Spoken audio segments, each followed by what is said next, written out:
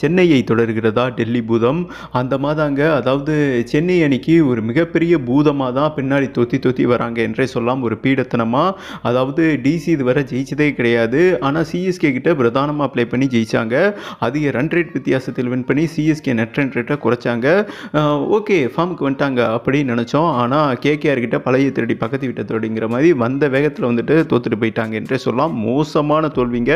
அதாவது ஐபிஎல் ஹிஸ்ட்ரியிலே இந்த வருடம் ஐபிஎல் ஹிஸ்ட்ரியிலே அதிக ரன் ரேட் வித்தியாசத்தில் வந்துட்டு கேகேஆர் வின் பண்ணி கிட்டத்தட்ட முதல் அணியாக அவங்க குவாலிஃபைடு ஆகிட்டாங்க என்றே சொல்லலாம். 8 பாயிண்ட் நெட் ரன் ரேட் வந்துட்டு 4க்கு மேலே போயிடுச்சு. ஓகே, இந்த நிலையில் அதாவது இப்போ முதல் ஸ்லாட் வந்துட்டு உறுதியாயிருச்சா.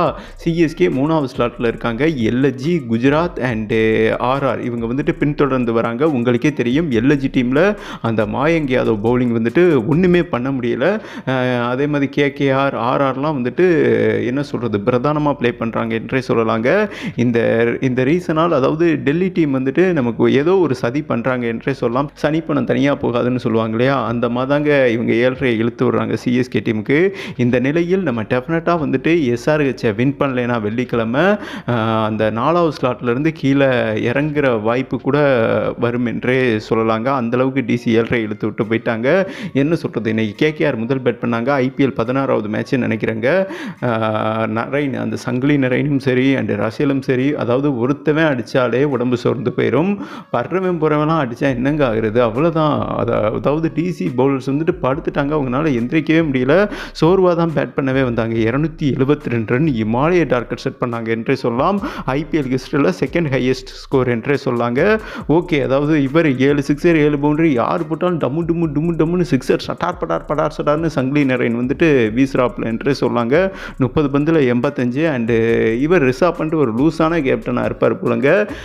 டிஆர்எஸ் எடுக்க மாட்டாரு. ஓகே, 272 ரன் அதான் வர்றவன் புறவெல்லாம் அடித்தா என்ன ஆகுறதுங்க. ஒரு ஆள் அடித்தாலே தாங்க முடியாது. 10 பேர் வந்து ஒன்றா அடித்தா என்ன ஆகும். அது வெஸ்ட் இண்டீஸ்காரவங்க உடம்பு ரணமாயிராது. அந்த மாதிரி தான் வந்துட்டு ரணமாச்சு. சோர்வாக வந்தாங்க. விளையாடுவோமா வேணாமான்னு அதே மாதிரி வந்த வேகத்தில் யாருமே விளையாடலைங்க. அவுட்டு ரிப்பீட்டு போய்கிட்டே இருந்தாங்க. சரசரன்னு மிச்சல் டக்கு அண்டு பெட்ரோல் டக்கு அண்டு பண்டு தான் டீசெண்டாக ஒரு 55 ரன் எடுத்தாருங்க.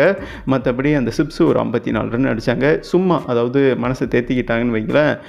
பட் ஒரு 100 ரன் வித்தியாசத்தில் கிட்டத்தட்ட ஒரு 90 ரன் வித்தியாசத்தில் இமாலய வின் என்றே சொல்லலாம்.